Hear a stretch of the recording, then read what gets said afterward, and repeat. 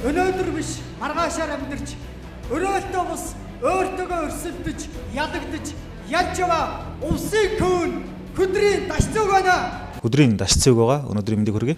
За ингэж тунж үлдэхэд таны хамгийн гол одоо давуу тал чинь юу байсан бэ? Нэлээд их бэлдсэн. Юм орон нутаг болгонд асуудлууд байгаа. Манай аймгаас жил болгоно Улаанбаатар хотыг дээд боловсрол эзэмшихээр 700-аас 900 залуу нааш явж байгаа. Тэр хэмжээний гэр бүл тэгэд зарим оюутнууд бол гэрээ ачаад ирж байгаа. Миний шийдэл бол орон нутгийн залуучуудыг орон нутагт нь дээд боловсрол эзэмших, гэрээсээ дээд боловсрол эзэмших тийм боломжийг бол би хайж шийдлийг бол болохоор энд төсөлд орж ирсэн. Заавал төрийг гэлтгүүгээр хүмүүсийн өөрийнх нь одоо юу гэдэг юм манлайлалаар асуудлыг эргээр хандуулж болох тийм болцоо мэд хэр харагддаг. Наад зах нь эрүүл мэндийн асуудал байгаа. Тэгэхээр энд нэг тийм гоё чанар байгаа юм л да. Ярьж ялгуурлаж байгаа зүйл нь биднийг илүү их нэгтгэдэг хооронд. За үзгээр яж өөрийгөө урцалтай. Ерөнхий сайд олон удаа хийсэн хүний үзэг миний карманд байгаа шүү дээ гэж бодглохлоор би арай өөртөө ихтгэлтэй болж яадаг. Зөвхөн шүүмжлэгчд биш байд юма гэдгийг л харуулж чадах ёстой. 90 залуу эрүүлээ.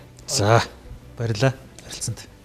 Хөдрийн даш зэвэг Увс аймгаас оролцогч нийгмийн эрүүл мэндийн ажилтан мэргэжлэр магистр зэрэгтэй англи орос хэлтэй хүн нэг бүрийн хөгжлийг дэмжих төв төрийн бас байгууллагын тэргүүнээр ажилладаг Увс аймгийн улаан загалмайн хорооны удирдах зөвлөлийн гишүүн залуучуудын холбооны тэргүүлэгч гишүүн Монголын залуучуудын холбооны тэргүүний залуу алтан медаль 2014 онд Увс аймгийн эрүүл мэндийн салбарын шилдэг удирдах ажилтнаар шалгарсан.